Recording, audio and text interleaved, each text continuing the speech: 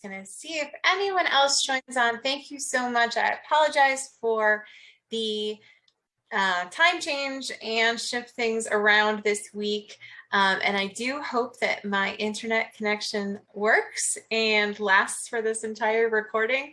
I've been having some problems with it, but that's okay, because that is what the world is like. And I think everyone kind of has experienced at least a little bit of that with working from home, working remotely, and it's the end of the summer, and I think it just might be a sign. It's time to disconnect for a little bit and then get back online and get to everything in September. So okay, so today is an open coaching call. If anybody has anything that they want to talk about or anything that they need some help or want to work through, please let me know in the chat or raise your hand and I will bring you on. And if not, today just wanted to talk again about relationships. So relationships was the focus of this month. And today I wanted to talk about relationships and money. So I just, I spoke with somebody from Bride Magazine today, and she had some questions about my thoughts about money and relationships and couples. And so I think this is interesting because I've worked with a lot of people. I've worked with people who are single. I've worked with people who are in relationships, getting married, who have divorced, all sorts of different relationships. And I've never found any couples that think the exact same way about money. Not once, and not in the happiest relationships. I mean, there's definitely in some happy, strong, solid relationships, there's an understanding. And I think there's usually a underlying consensus about money, about what's important, is probably more of what there's a consensus on than the actual dollars. But yeah, usually when couples have common goals, they both either care about the home, they care about wanting to travel, they have, maybe religion is important for them and they both feel like giving, or any sort of common thread that really they both agree is a good thing, or something that they value in their lives. And spending money in those areas becomes very easy to do together. A lot of times I'll see that most often with a mortgage.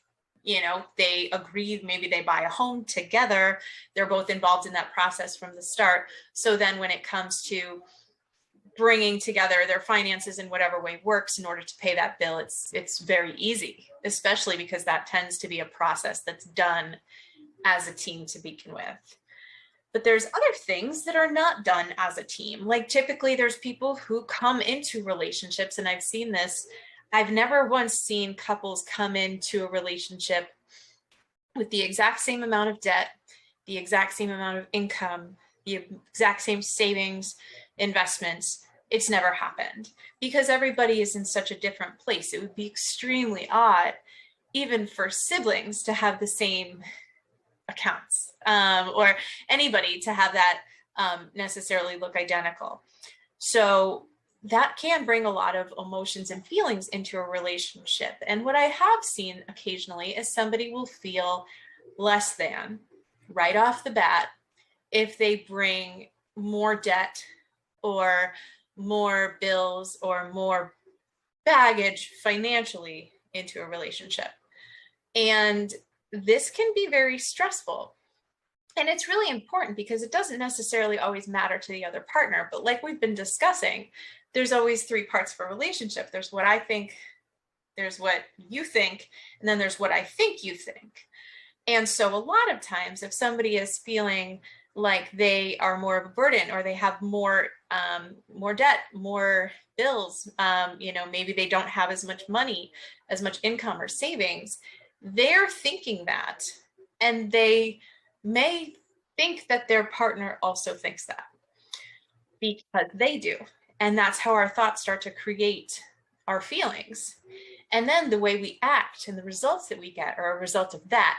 not always necessarily what our partner is actually thinking. So that's why I enjoy working with couples. I think it's good when people kind of are speaking with me, because I can get a sense of what that person is saying to me about their own situation, what the partner is saying. And if the partner doesn't seem bothered by it, or is comfortable with the fact that this person doesn't have as good a credit score, or maybe has student loans to pay off and things like that, it's a little bit easier to see and create a plan that will work for both of them, without that emotion tied to it, without those feelings and that stress, because that can definitely be something that is projected outward. So I think it is definitely important for couples to understand how the other one feels about money, what their goals are, what their major commitment is. But I also, when I was speaking to this reporter, she was like, should they have joint bank accounts? If, people are in love, shouldn't they combine everything? And I said no. I had to clarify that, but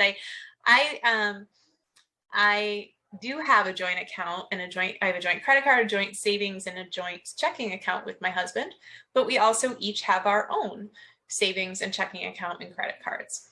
And here's why. I like having my own money. I like having the ability to do what I want to do with my money without necessarily needing to clear it with someone. As a great guy, he would probably say yes for most of the things. But I think, sometimes, and especially in relationships, especially even with men and women, this could be with any partners in general. It doesn't necessarily have to be, male, female, but usually there's some different thoughts about what is a good use of money and what's not. And so you might have one very laid back, low maintenance person in the relationship who thinks that spending anything more than $20 on a haircut is a waste of money. And then you might have another person who really enjoys eating healthy food and spending a lot of money on a particular, store or diet or things like that, where the other person might think that's not important. Now, we all know that our thoughts, the circumstance, doesn't create our reality. If you just put $100 for haircut in the circumstance line, that alone means nothing. But the thought behind it, for one person, could say, that seems reasonable. And another person could say, that's ridiculous, which creates a feeling, which creates the actions and the results. And so I think it's important for couples to maintain their sense of autonomy and self. And even for couples where maybe both spouses aren't working. Maybe one person's working, one person is home with the kids, one person is job searching, one person is retired. I think it's always good to have some sort of, I don't want to say like freedom, maybe to a certain threshold. Maybe you say, okay, if something is under $100, we don't need to talk about it. We could just do it. Or if there's, maybe a certain pool of money that's just fair game to be used, and that could help save things. Because I've seen some relationships, I've seen one almost split up when one non-working partner put an expensive water bottle in an Amazon cart, and her spouse was questioning it because he was more frugal, and it caused a serious amount of drama and fighting because it was more than a water bottle. The water bottle, if you put the water bottle in the circumstance line, is a $16 bottle, reusable water bottle. But the thoughts and the feelings behind that are what mattered. And her thought was, I deserve this. I'm working hard. I have 3 children. I really want this. It would make me happy, sorts of feelings. And his thought was, what do we need that for? We have cups in the house. This is ridiculous. And the argument started from there. So I think it's really important sometimes to just come to an agreement when it comes to finances in couples and in relationships in general, and just lay out the groundwork and be honest, be super honest about how you want to be, how you want to feel, what matters to you the most. Make sure those things are taken care of. For us, the mortgage, having the ability to, travel, see our families, help our families out when we need to, and the children. Those are no-brainers. Those are things that we will both put all of our attention towards and money towards if we need to. But other things we don't agree on. And so I think it's important to just have that, because it allows me to then, not criticize, not judge, because our brains are quick to judge. We can't help it. We can't stop it, even if we wanted to. I can't help it but judge if he buys another pair of sneakers when we have so many sneakers, and he won't take some of them out of the box. So yes, your brain will go there, and it doesn't make you, unloving or mean or anything like that. It's just very normal. So kind of taking that financially out of the equation if you can, so that person can just be themselves and just do what they enjoy doing because they have their own thoughts and own motivations about it, can certainly spare drama, pain, and some stress as well. And especially as people are more financially independent, maybe they are getting married later in life, maybe they had some independence before they got married, they might be kind of used to that. And so that traditional thought of having to give that up, combine, have one account, I mean, it really does stem from a society where there's one income earner in a family. And so now a lot of times that's not the case, or it's not equal, or it's maybe swings from breadwinner to breadwinner depending on what's going on. And so I think it's a good idea to be a little bit more modern in our thinking when it comes to joint finances, and allowing yourselves to have a little bit of space when it comes to financial decisions, because a lot of these decisions are really just representative of the things that we value and that we find important, and that makes us us.